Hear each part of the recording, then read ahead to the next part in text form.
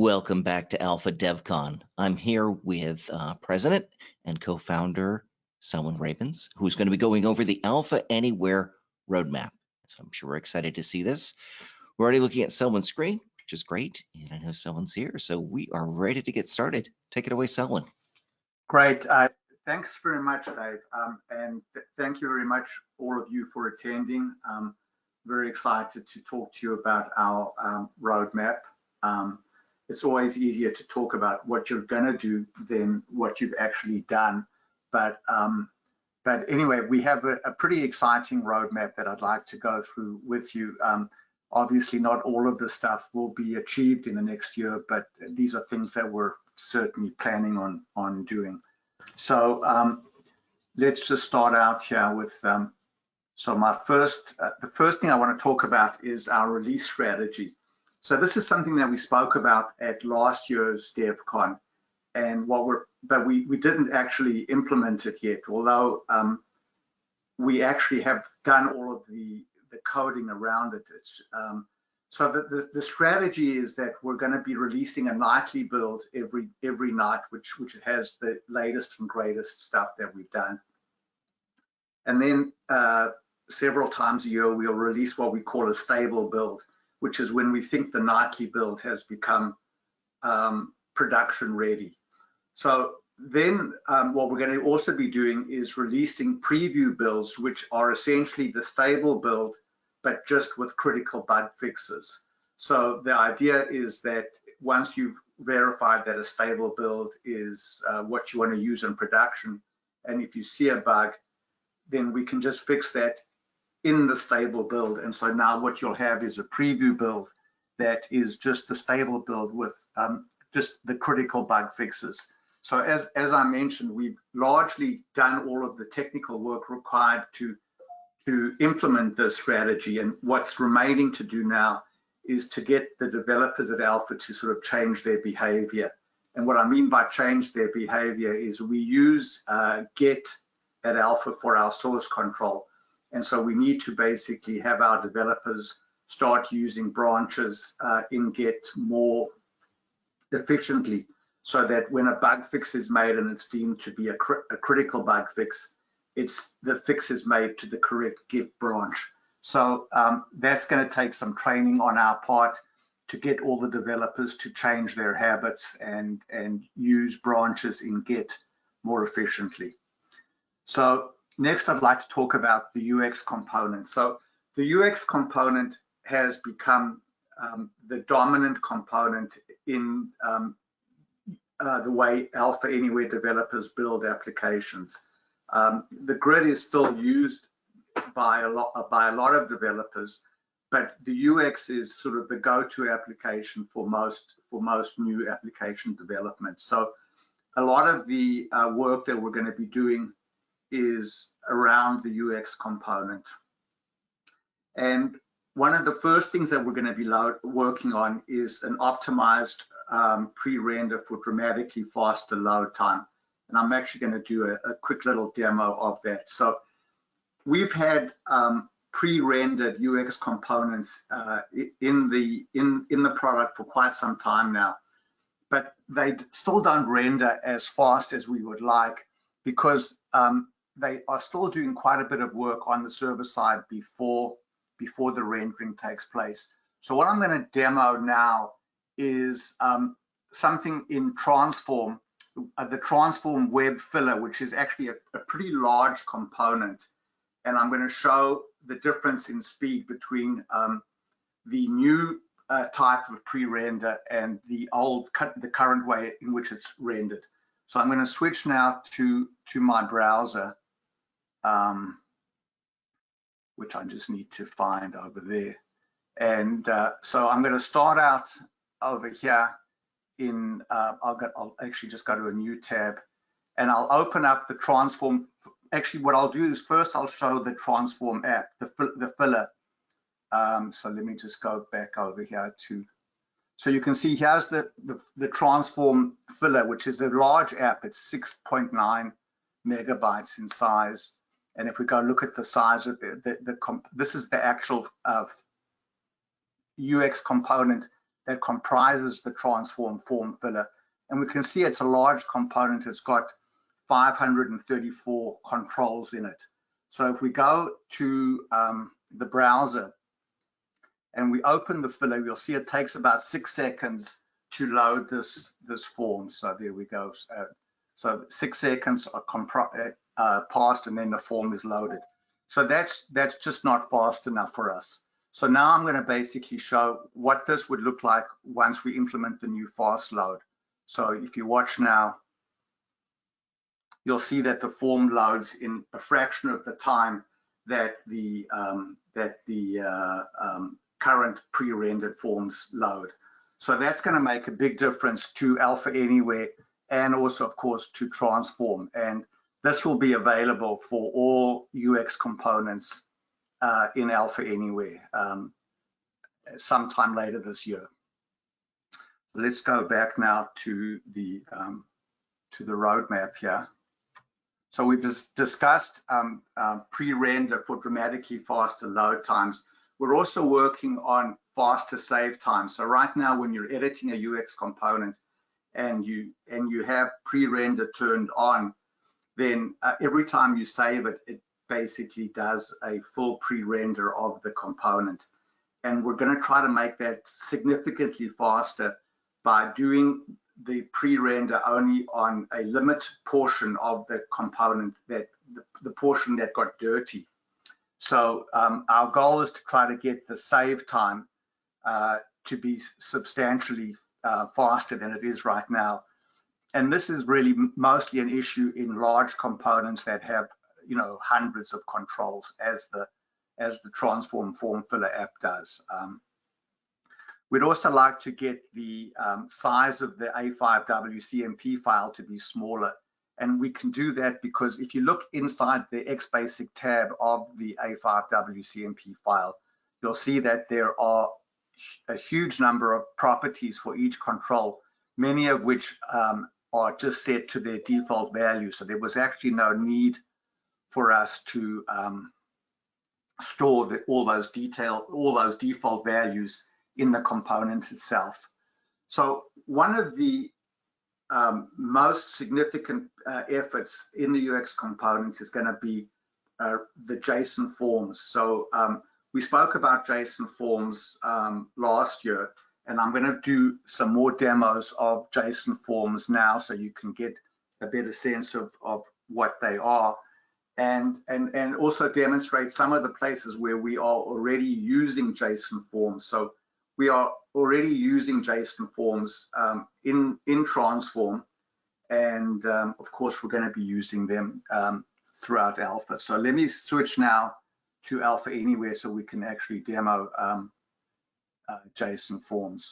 So I'm going to go here, I'll close this down, and first I'm going to basically show how a JSON form is used, say, in the login component. So if we go to the current login component that Alpha currently ships with the product, you'll see that the login component is implemented with a large number of controls inside a panel navigator.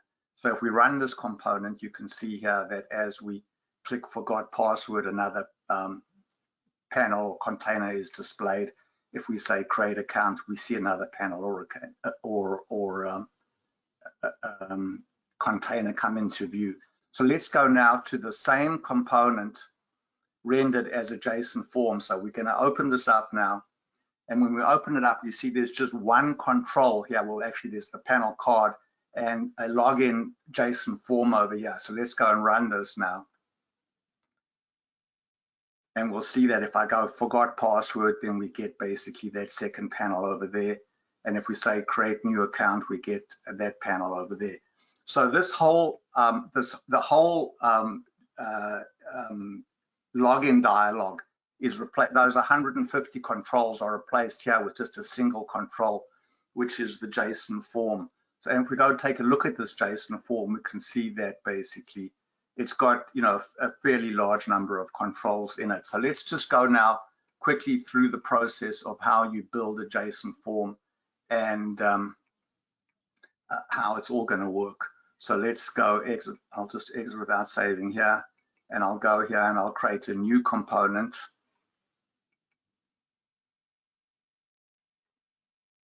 And I'll choose a JSON form. And so there's the JSON form, and then there's a builder for the JSON form over here. So first of all, I want to explain why it's called a JSON form. And the reason that it's called a JSON form is that the form definition is just JSON, and the data that you collect in the form is also just JSON. So I can go here now and I can say add item, and then I can go to say text box, and I can just type in the fields I want. So I'll go here and I'll type in first name, last name, city, and state. When I click OK, you can see that there are my controls. But one of the nice things about the JSON form builder is this preview window. So you can see this is a modeless window that you can keep open on. Typically, you'd put this on a second screen so that it doesn't obscure anything that you're working on. But this is a live preview of the form. So you can see now that as I click on first name, focus goes there to first name, and the prop sheet also updates to the properties for first name. If I go there to last name, you can see that the properties update there to last name. If I go here now and change the label from last name to maybe let's say last name, you can see that basically it updates in real time. So the fact is that it's the JSON form itself is the builder is a sort of nice sort of real-time preview of the form. And if we go here and we say show the script, the JavaScript that actually is used to render this form, we can see here that all of the form controls are just done with JSON.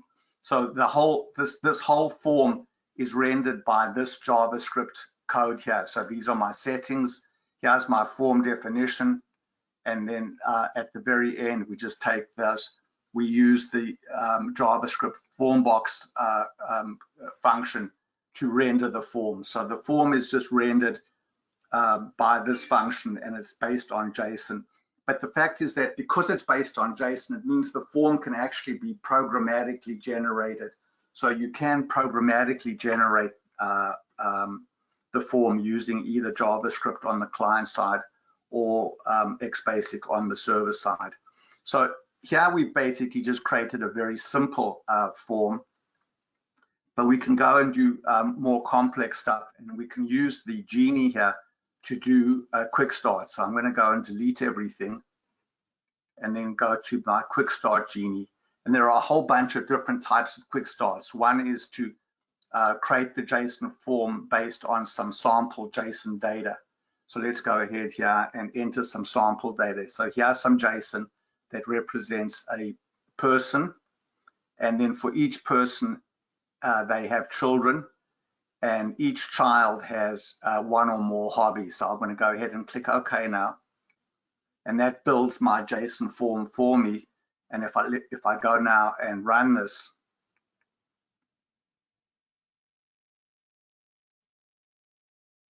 we'll see that basically there's the top part, the header of my form. There are my children. And I can go and this is just like a UX component repeating section. I can go there and add another child, and then each child can have one or more hobbies. And so you can see I can go there and I can add hobbies as well, basically. So with JSON forms, there's an unlimited amount of nesting that you're allowed to have. So you can have parent, child, grandchild, great-grandchild, etc. And the form can automatically handle that type of data. And you can build the form automatically from sample JSON data. So that was the first type of quick start. Then we have the ability to enter just controls here, like in Transform, you have the quick start feature. So I'm going to just clear this out here, go back to quick start, and then I'll just enter some sample data here. So you can see I've got first name, last name, then I've got a control called married, which I'd like to display as a switch. And then inside a frame, I'd like to have a frame called address, and then I'd like inside that, I'd like address, city, state, and then I'd like another field called notes that'll be outside that frame. So I'll go ahead and click OK. The form got created, and let's go ahead now and run this form.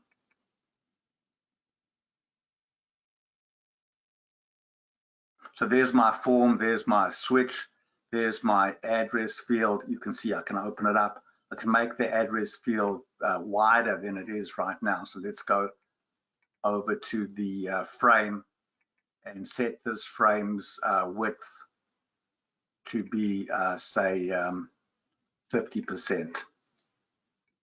Go ahead now and run it. I could have also just done the preview, and so actually that didn't quite work. I think I needed to put a break in after there. So let's just go put the break in, and then I'll just preview it and see if this works. Okay, yeah, there we go. So that the frame is now bigger, and we can see we can open and close the frame. So that's an example of how you can use the list of fields to define your JSON form. Then the next thing that you can do is you can base your JSON form directly on the data in a list. So let's go here. Let's just go here and put a list control on. I'm going to just delete this, and I'm going to go and add a list control now. And I'll use the quick setup genie here to create a list control that is based on Northwind customers, but I'll turn off the detail view section over there.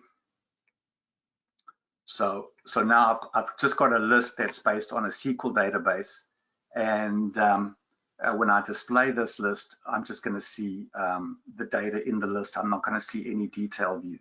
So now I'm going to go back and I'm going to turn on the detail view. But I'm going to say that the detail view is not based on a typical field map of controls. I'm going to say it's based on a JSON form. But before I do that, I'm going to have to go put an empty JSON form on the components. I'll go here and put a JSON form over here. So now I've got a list and a JSON form, and then we'll go over here to the list. We'll turn the detail view back on, and then I'll go to my detail view here and specify that the detail view is now going to be done as a JSON form, and the JSON form that we're going to use is this over here. So now at this point, I can either define the JSON form right now, or I can say that the JSON form should be generated automatically either on the server side or on the client side. So that's when I mentioned earlier that one of the benefits of the JSON form is that the definition of the JSON form, which is just JSON itself, can be programmatically generated. So let's just go with predefined right now. And I'll go over to the JSON form here. Now then I'll go to the quick start genie and I'll say, base it on list data. There's my list, and then click OK. And you can see now that the JSON form has all of the fields that the list control has. And then I'm going to just go here to the end, add another item. And then you can see in predefined controls, we have something here called list view buttons. So these are the save and synchronize buttons that you would normally put on a list with a detail view. So let's go ahead now and run this.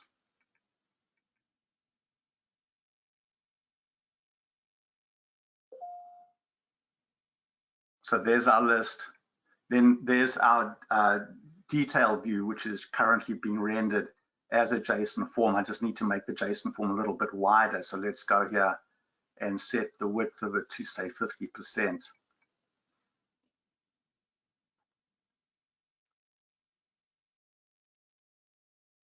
So we can go there and change this from, say, Boston to,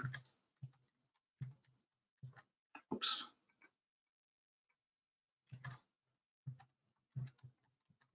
to say Chicago. And there's my save button now. Synchronize has come on. You can see now that the row is marked as dirty. And if I press synchronize, the record gets synchronized and the little orange icon went away. So in this case, we were using a predefined JSON form, but we could also basically, let's go to this JSON form here, delete everything from it. So there's nothing there now. Then go back to this list and specify that the detail view is not a predefined JSON form, but one that is going to be auto-generated on the server side. So we'll go ahead now and run this.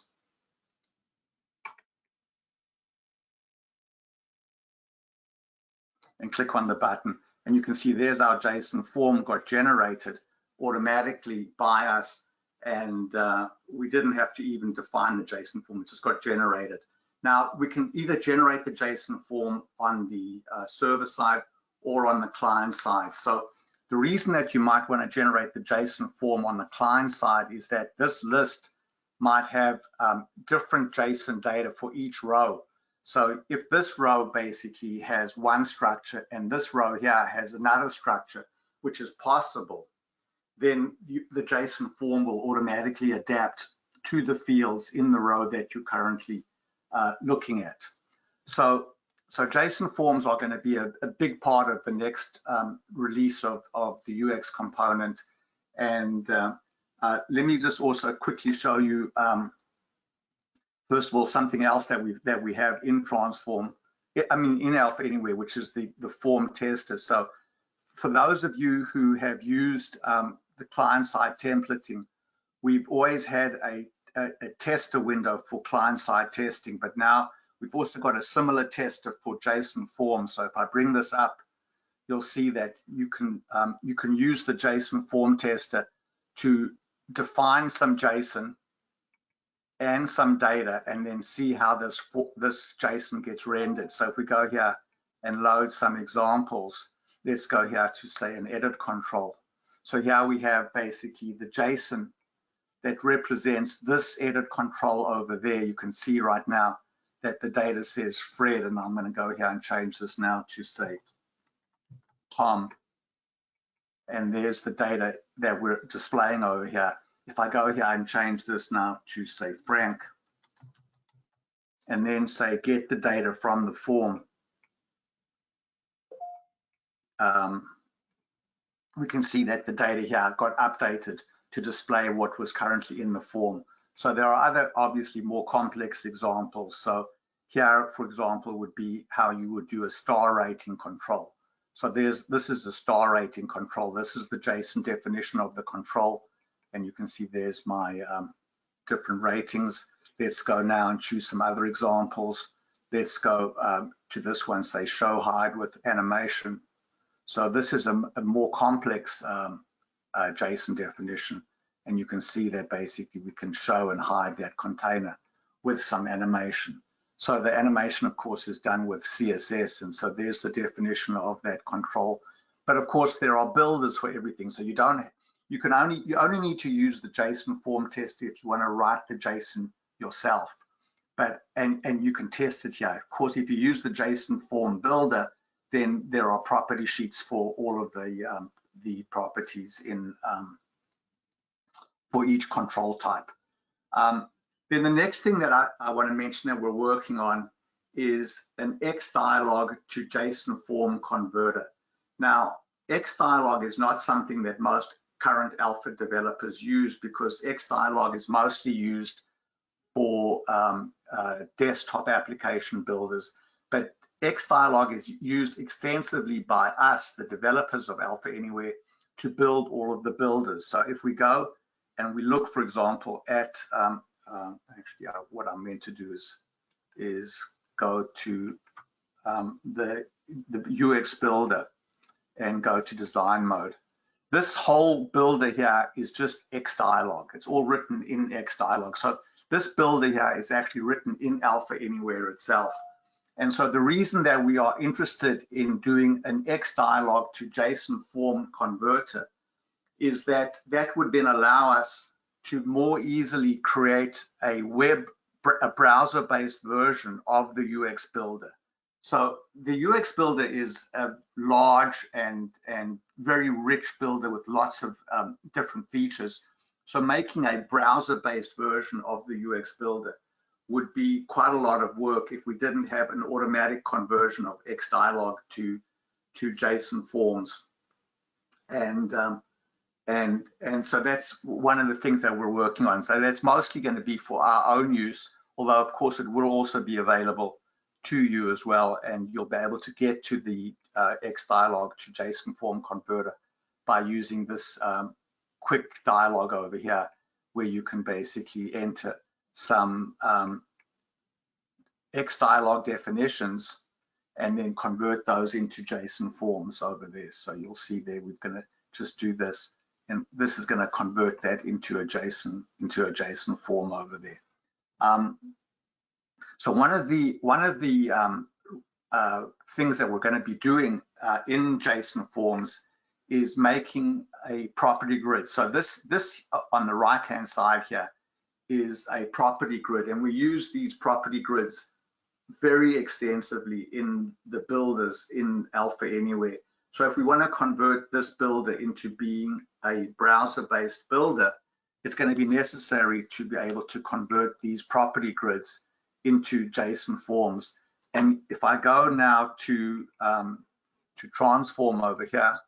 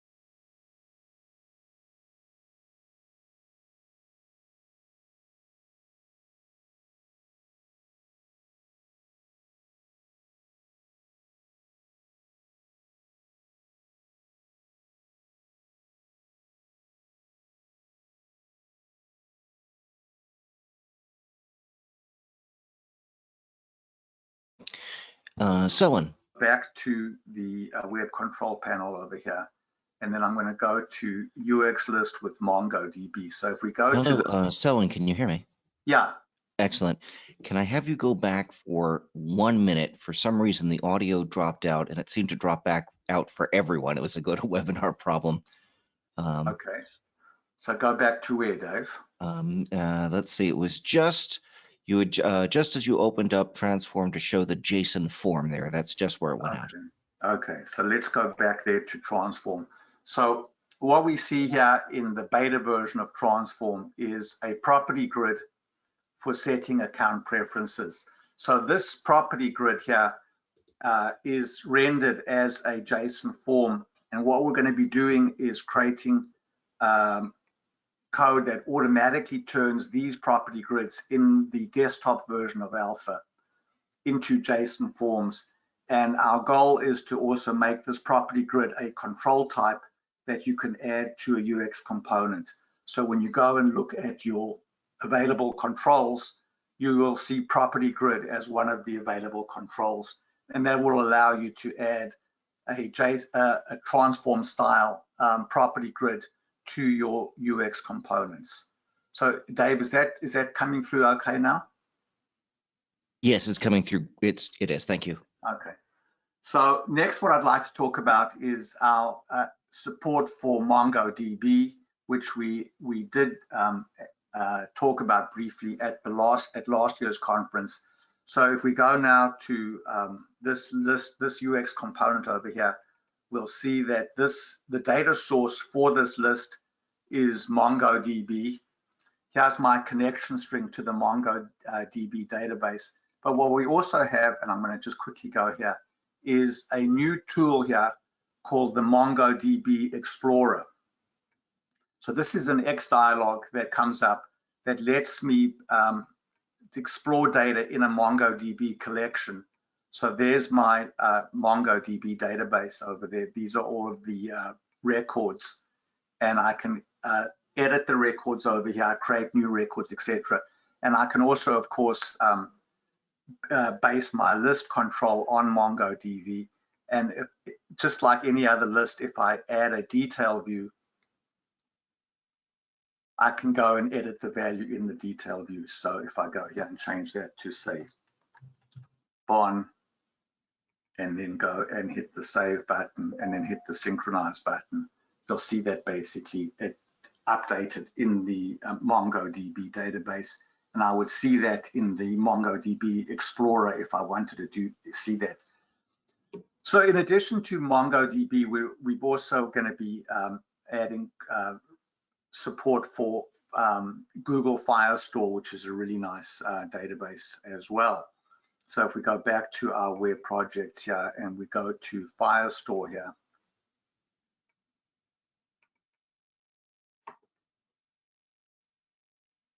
we'll see that we also have a list here that is based on Firestore. Here's our connection string to the Firestore database. And we're going to be using a collection called NW customers. So if we go and run this component, here's the data coming from Google Firestore. And you can see there's the data. And if we go to the Firestore console over here, this is where the data is, where I created the definition of the JSON database that we're using. So one of the nice things about Firestore is that Firestore includes a real-time database. So what that means is that you can build a list control on a Firestore collection, and the minute anyone changes data in the Firestore database, the list will update automatically. So it's as though you have a web socket open, and that's so the list just updates in real time. So you can build sort of real-time applications using Firestore as the back end. So let's go back now to our presentation and then continue. So over here now, next I'm going to talk about what we're going to be doing on Alpha Cloud. So the big thing that we're going to be adding to Alpha Cloud is scheduled and batch tasks. And so batch tasks are meant for long-running tasks. So normally in a web application, you press a button that makes an AJAX callback, and then you wait until the server responds. But if your AJAX callback is doing something that's going to take a long time, you don't want to sit there and wait for the server to respond before the user can do something else. So what you would prefer to do is press a button to make an AJAX callback, and then essentially immediately get back a response that maybe gives you the ID of the long-running task that you're going to be executing. And then in the background, in an asynchronous way, the batch task will execute, and then every once in a while you can ping the server with the ID of that task to see what the current status of that task is. So that's what batch tasks are going to be used for. But we're also going to have scheduled tasks. So many of you are familiar with cron jobs, where you can set up a schedule for running, say, code. And so we're adding scheduled tasks to Alpha Anywhere in the cloud, in Alpha Cloud, so that you can have certain jobs run maybe say on the first Monday of every month or the first Monday of every week, etc.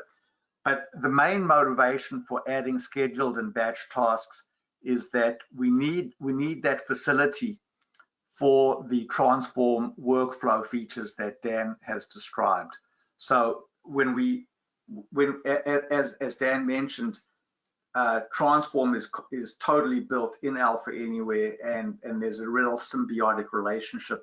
We add features to Alpha Anywhere that transform needs, and then transform features make their way back into Alpha Anywhere as well. So the workflow features that we're going to be working on in Alpha Cloud, which is to create flows of different tasks that have logic connecting them, is essentially built on work that Dan is doing for transform.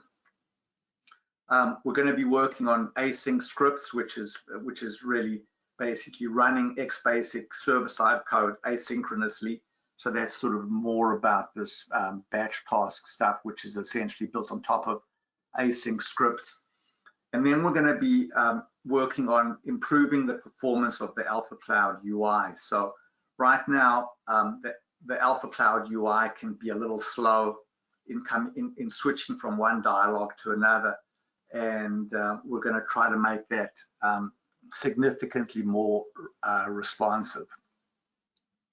Then the next thing on our roadmap is Kubernetes support for Alpha Anywhere. And the benefit of that is going to be multi-cloud versions of Alpha Cloud. So right now, Alpha Cloud is on AWS, but we want to give you the option of having Alpha Cloud hosted on either Azure or Google Cloud services or AWS. And we also want to have the ability for you to have an on-prem cloud. So if you want to host yourself, but you like the user interface of Alpha Cloud, where you can create multiple deployments and then roll back from one version of Alpha to another version, or from one version of your app to another version of the app, but you want to do that on-prem, then the on-prem version of Alpha Cloud will be attractive. And then we're going to do some work on certificates. So what we've learned is one of the major sort of stumbling blocks where we end up having to help people on Alpha Cloud is installing renewed certificates so that they have a custom domain name for their Alpha Cloud application. And we want to basically make the whole process of installing and buying and renewing certificates seamless, and something that is done from within the Alpha Cloud environment. So next on Alpha Cloud is the whole issue of telemetry. So right now with Alpha Cloud, you can certainly get the logs, your XBasic error logs, your failed request logs, etc. But it's not as convenient to get those logs as we would like. There are also metrics that we collect that show you the performance of your Alpha Cloud applications. So we'd like to basically do a better job of tracing a request from end to end. And what I mean by end to end is from the time you press a button on the client side, so there's JavaScript running, then an AJAX callback is made to the server. Then the server actually does the work and then sends a response back to the client. So we'd like you to be able to trace all aspects of that request from end to end. And then finally, we'd like to display all of this telemetry data in a nice dashboard that will give you sort of a quick heads up overview of the status of your Alpha Cloud application. Next, I'd like to talk about deployment for all server types. So one of the things that we're going to be working on is the ability to run an application from a virtual folder that can be defined by any type of storage connection string. So that could be, and that could include S3. So the benefit of this is that instead of having to publish your application to, say, Alpha Cloud, which can take several minutes, you would just have to basically publish your app to, say, an S3 bucket. And what that would do is it would give you a very, very rapid design test cycle time. So right now, if you're in the Alpha, the UX component builder, for example, you go to working preview and you can see your app running pretty quickly. And so that's a very nice design test cycle time. But if you want to test your app on Alpha Cloud, you have to go through the whole Alpha Cloud publish process, which can be, fairly time consuming. So the ability to publish or to deploy to a virtual folder means that you can get the design test cycle time down to essentially 0 and be able to test an application or a component that you're building on Alpha Cloud essentially instantaneously, as quickly as you could in the actual builder itself. So this ability to run from a virtual folder will apply not only to Alpha Cloud, but also to IIS and the classic server as well. And then for Alpha Cloud, we would like to work on global deployment so that users can be routed to a server that is geographically close to them. Because one of the key issues in performance is the latency between where the user is working and where the Alpha Cloud application is hosted. So, if you have a user in, say, Australia, but you're hosting your Alpha Cloud application in, say, US West, there's a high latency between Australia and the West Coast of the United States. So in a global deployment, you would automatically host your application in a server that is close to where the user is.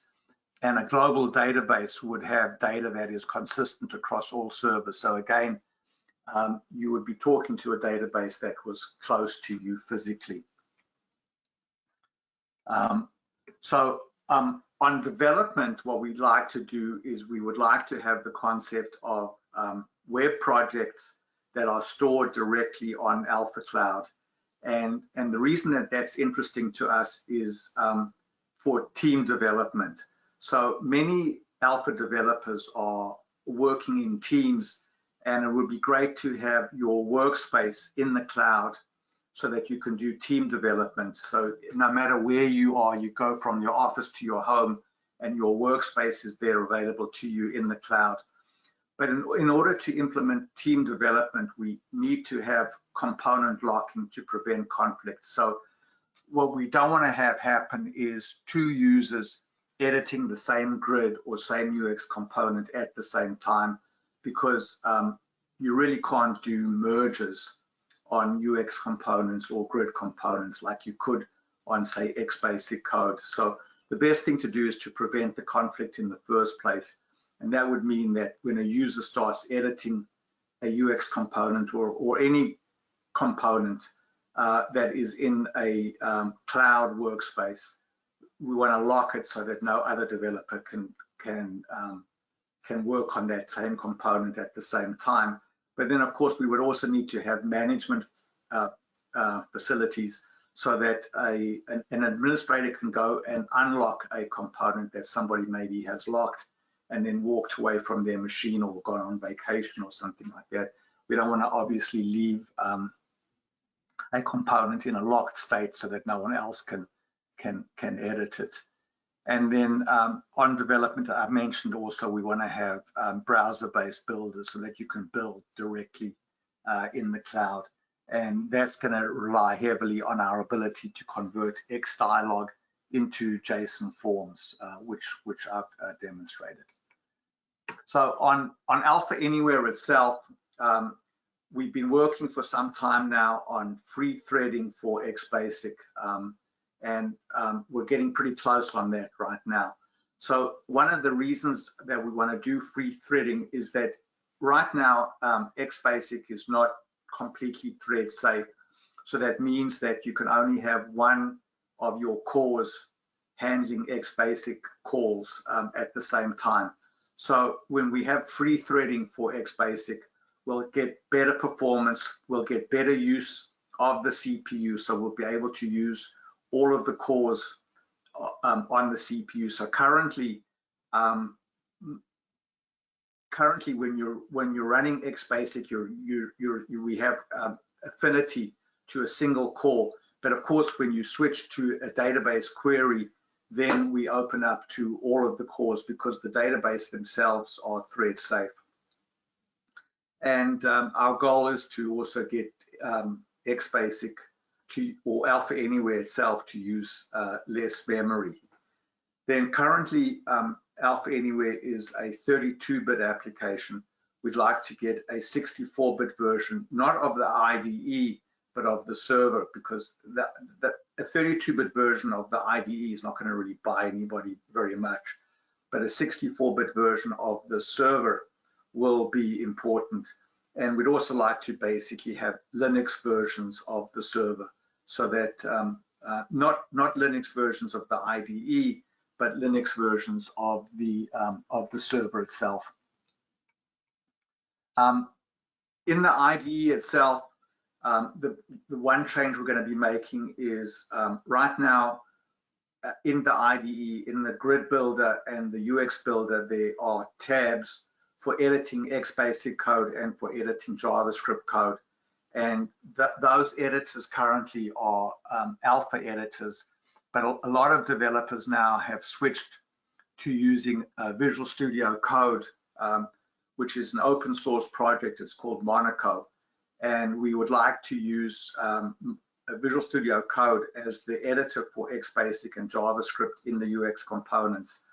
But even though we've already integrated Monaco for editing, say, JSON files and text files, we haven't yet done it for XBasic because one of the nice things about the XBasic editor in Alpha right now is very extensive autocomplete, and the same thing is true for JavaScript as well. So we need to have color, code colorization and autocomplete in Monaco before we can switch over to using Visual Studio Code in the Alpha IDE. So I have a quick demo of where we are on XBasic editing in Monaco. So I'm going to switch back to Alpha right now. And I'm going to go here to XBasic, and I'm going to run this little editor here. So this is the Monaco editor that is being used for XBasic, and you'll see that we have rudimentary code completion working. So I'm going to go here and say dim cn as SQL : connection. So you can see we had code completion there for the SQL object. And now if I say cn dot, you can see there are all of the methods that the connection object has. So I can go there and say open. And then what we still need to get working is the autocomplete on these on the argument space to show you the list of connection strings. So this is where we are right now on the XBasic Visual Studio Code editor. So we still have more work to do on the autocomplete. And then the same thing is true of our JavaScript editor. So again, here's our JavaScript editor. And if we go here and we type in, say, math, we get basically all of the methods on the math object. And what we still have to build in is all of the autocomplete that we currently have in our JavaScript editor. So like right now in our JavaScript editor, if you type in, say, dialog.object.getValue, then you can right click on the get value prompt and it'll show you all the controls in the UX. So we have to add that type of autocomplete to our Monaco editor, and we'll be doing that shortly. So next I want to talk about some miscellaneous features that we're adding. So federated authentication is a big deal. Terry spoke about that yesterday. So right now, when you use the Alpha Security Framework, you're authenticating using the users and groups that you maintain yourself in Alpha Anywhere. So if you're running under IIS or Alpha Cloud, you're using the Microsoft membership providers. But what people want to do is have single sign-on, and they want to have the ability to use identity providers like Auth0 and Okta for their applications. So, Terry has done quite an extensive integration of federated authentication into Alpha Anywhere applications. That's going to basically allow developers to create very, very robust authentication schemes that use single sign-on and that let you, for example, log into an Alpha Anywhere application automatically with just by nature of the fact that you've logged into your Windows machine. And this will work on Alpha Cloud as well.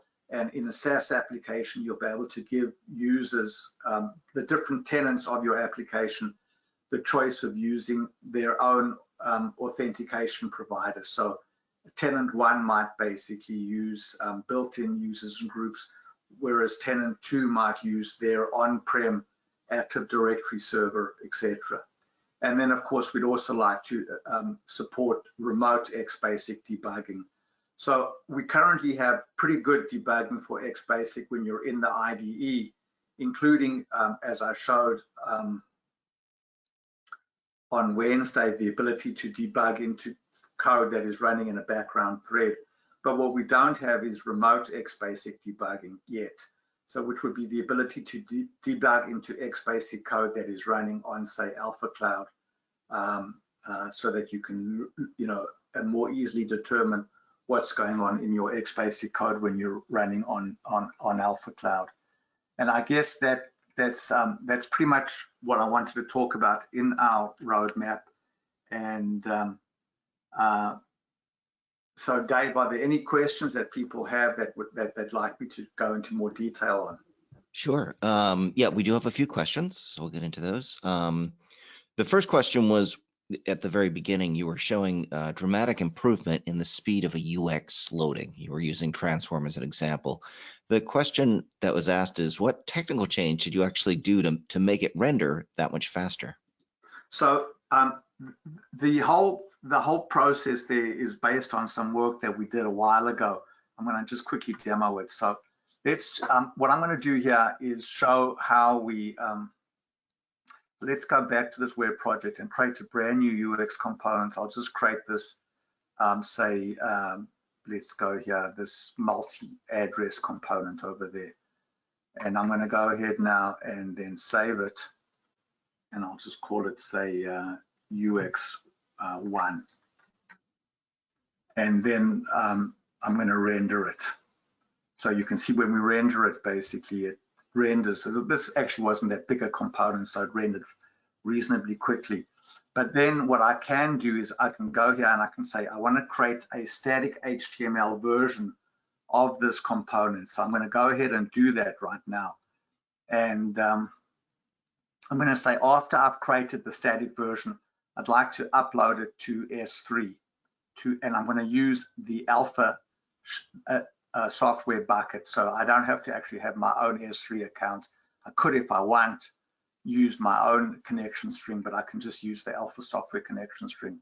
So if I go ahead and run this right now, you'll see that basically we create a static version of this page.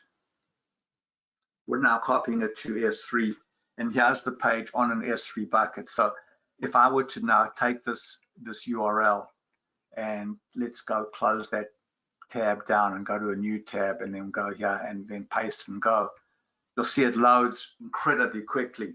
So that's essentially what we're doing, is we're loading the component from totally pre-rendered code.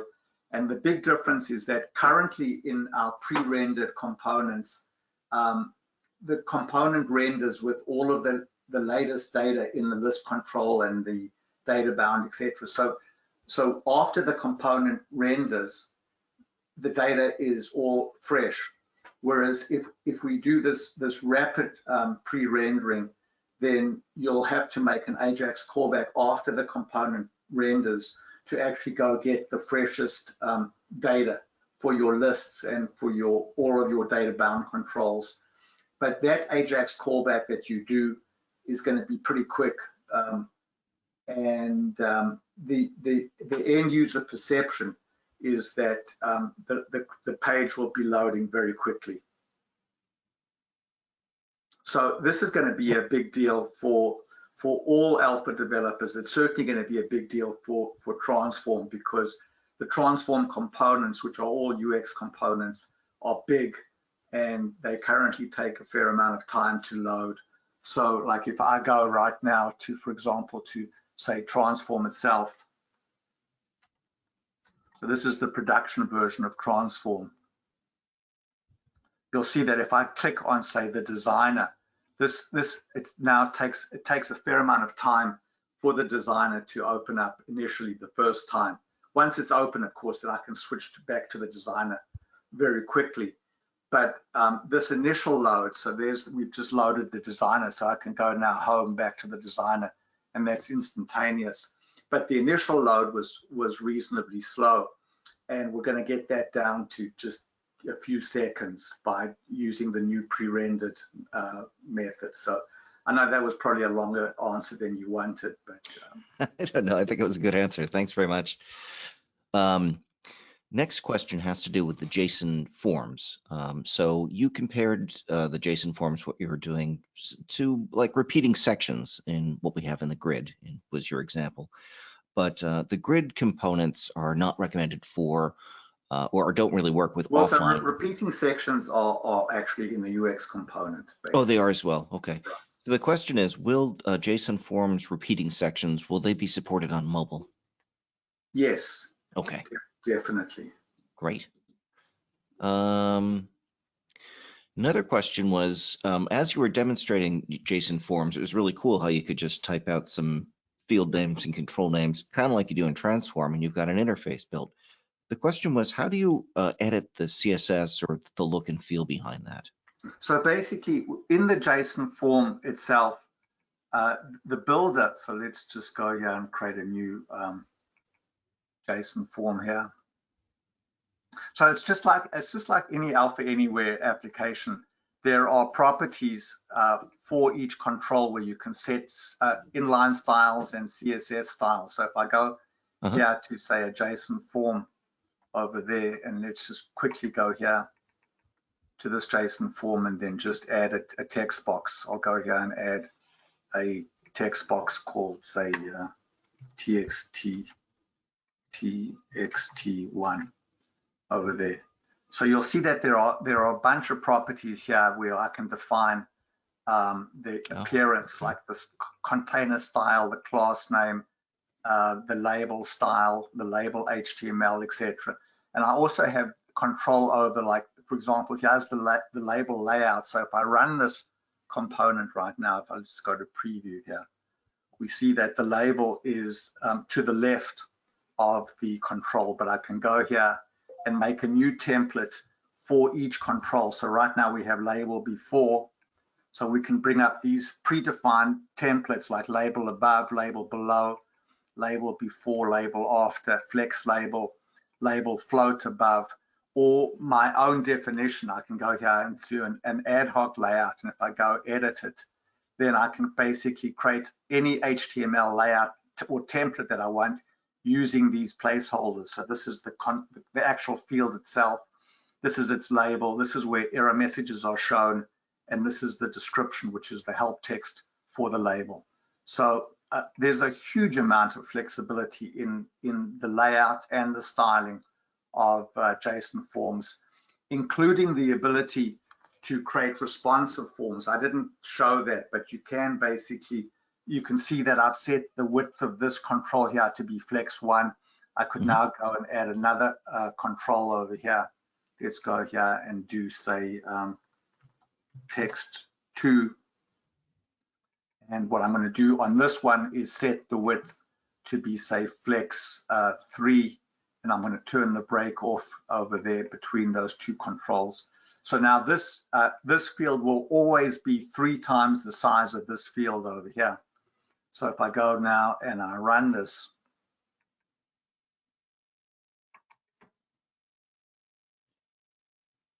we'll see that basically there's text 2. It's 3 times the width of text 1, and it'll always be 3 times the size of text 1. So if I go make this form bigger, let's go make it say 75% width. We'll see now that basically both fields are bigger, but there's same proportion between them. And this is true. This happens automatically. So if you're on a tablet or a phone, you might have one layout, just like Transform does. But if you're on a phone, you might have 1 field per line. But if the same app is on, say, a tablet or a web browser, you might have 2 fields per line or something like that. So there's a huge amount of control that you have over the appearance of the JSON forms. Excellent. Thanks very much. Going through, okay, that's good, because after that question was asked, about 7 other people asked that same question, like how much control do you have, the same that you have over regular UX? So yeah, it looks like you do, which I get. The other thing we've got is JSON forms, how much control? The other one just goes back to pre-rendering. So there were 2 questions on that. The first is that something that you're going to have to manually do, or is that just going to be like a setting that will automatically happen? No, it'll be a setting that'll automatically happen. So basically, what happens right now is if you go to properties here, and I'm just going to quickly go to optimizations.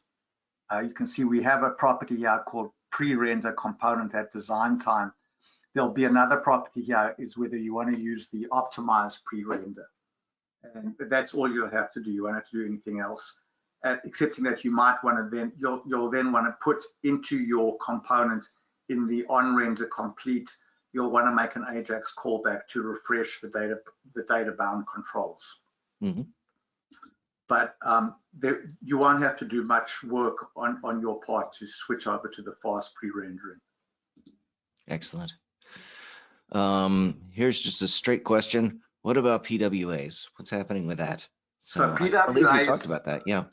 So PWAs, you can see right now, they're there, but they're behind a feature key. And what we're going to be doing is putting it directly onto the web control panel menu. So you have this button here, and you'll be able to basically point to any UX component, press this button, and build the PWA. So what we hope to have is PWAs in the nightly build within the next month or so. Terrific. Someone asked, what other controls besides repeating sections do you think that JSON form might make redundant in the UX control? Well, so here's the thing about the JSON form is just an alternate way of building a form. And you can build very large forms in JSON forms. So for example, it would be quite reasonable to build a JSON form that has, say, 500 or 1,000 fields in it. But if you were to build a UX component with 500 fields, it would be cumbersome and it would be slow. Yeah. So a JSON form is just really an incredibly efficient way of building a form. So it's I don't think it may not be the easiest way though. I mean, it might be slightly easier to use regular controls. If you're doing a quick form, you might just say, I don't think that people will stop using regular controls. Yeah. But I think JSON forms will be used a lot for people who are trying to build highly optimized applications. Yeah, excellent. Back to pre-rendering. This has become a very popular topic. Is pre-rendering going to work with security? Are you still going to have that rapid? Yes, it'll work with security, but it'll work the way pre-render works currently, which is it applies the security client side. So that's not and we describe that in great detail in the, in the builder itself. If we go here to the pre-render Okay.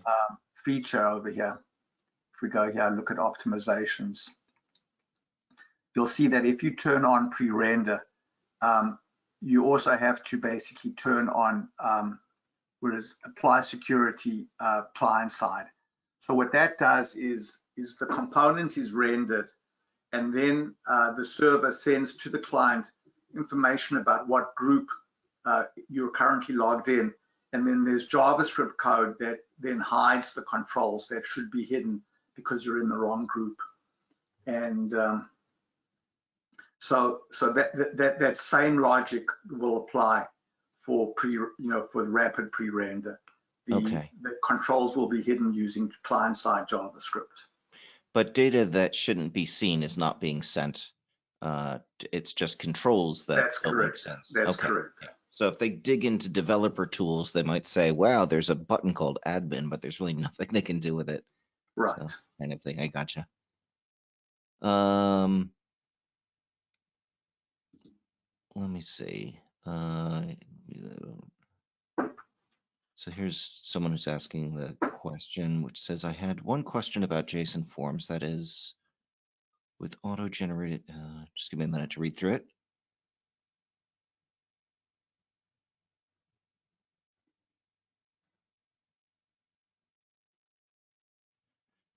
Oh, I see. You showed how to customize the JSON forms when you're adding the controls one by one, but if it's auto-generated from a list, how would you adjust the look and feel of the controls in your JSON form? Well, basically, if you go, let's sort of go back to controls here. Let's delete this, and I'm going to quickly go and add a new list control. Mm-hmm. Actually, what I'll do is I'll use my control library to load it.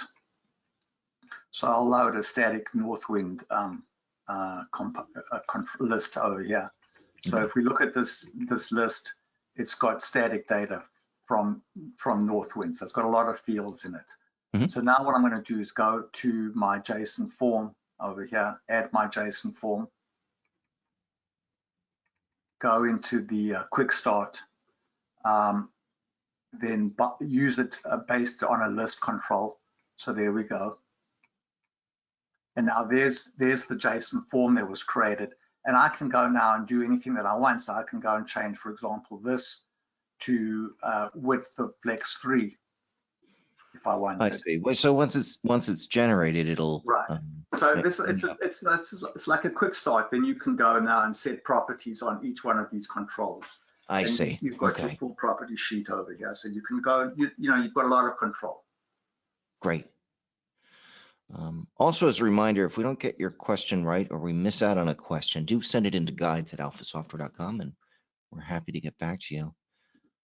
Not optional list.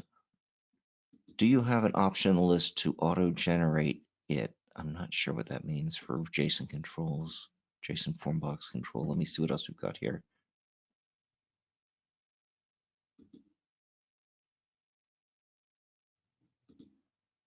Okay, not seeing a lot of other questions.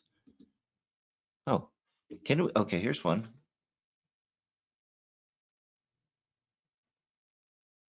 Oh, okay. Senator's question. So someone said, can you show us an example where you go into the X Basic tab and show us sort of the differences between one that was built the traditional way and one that's built with a JSON form? So we're talking about it being efficient. Yep. So if we go here and look at the X Basic tab for the JSON form, let's see, this is, so the JSON form is the second control there. So there's only two controls in this form. So the JSON form is defined by a big JSON property. So there we go. There's the JSON form definition over there, and there's the JSON form definition right now, just in JSON format. Cool. Someone asks, can JSON forms be used with a view box? Yeah, basically. So JSON form, A JSON form is just like any other data bound control, in the sense that if you put it, if you go to Alpha and you go back to, if you go here and you put, say, a text box control, which this is a data control. Yeah. So this text box control here has a get value and a set value method. And also when you hit the submit button, you can go look at the server-side events, and you can see in the on dialog, after dialog validate, if you look in the e.data submitted, you'll see the value for that text box. The same thing is true of a JSON form. So when I press the submit button, what I see in the data is I see the JSON form control, but I see the data as JSON because it is JSON. So in fact, let's just quickly go and demo that. So if I go here, let's go back into this form here. So I've got, I'll delete this list over there. And I'll put a submit button. I'll go here and I'll say add controls, and I'll put in a submit button. And then what I'll also do is I'll go to the server-side code here and put a debug one, so that I can see what data got actually submitted to the server. So I'll go ahead now and run this. So there's my JSON form. So I'll go here and I'll just type in, Alpha as the company name, and then I'll go to text box 1 and I'll type in TXT1, and then I'll go ahead and hit the submit button. So we're in the XBasic debugger now, and I'll go look at e.data submitted.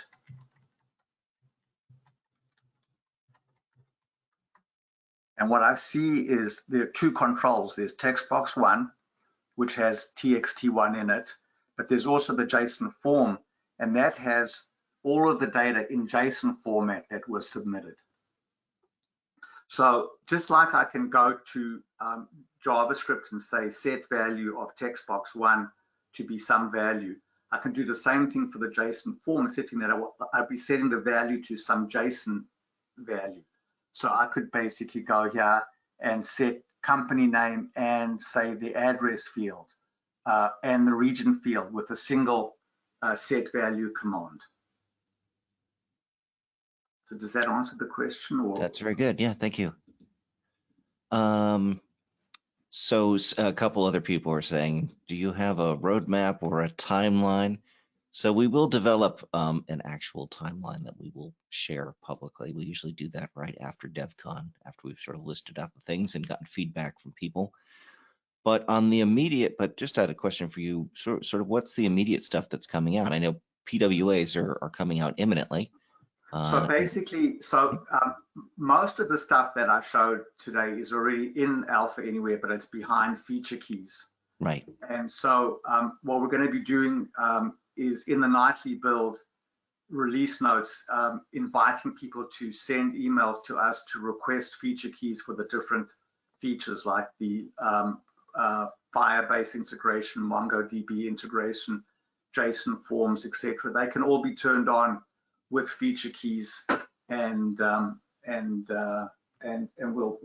give you the feature keys as soon as we are ready to do that. One of the big things that still remains to be done on JSON forms is documentation and videos that explain how to use them and explain what the benefits of JSON forms are and why we did them, etc. So I think we still have work on the documentation. We have to catch up on documentation, right? QA, of course, and a little bit of other testing before we let it out as a beta. That is cool. I think that is about it for questions. So Selwyn, hey, thanks very much.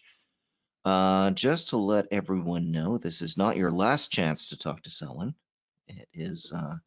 We have another session coming up. Let me just grab the content portal real quick. Our next session is going to be at 2:15, and it's called Ask the Team. And we're going to have various developers from Alpha Anywhere join us. And answer any questions that you may have. Of course, you can always send questions at any point over to guides@alphasoftware.com. Again, thank you, Selwyn, very much for presenting. Thanks, everyone, for attending. And I'll see you all real soon. Thanks. Thanks, Bye-bye. Dave. Thanks, everybody.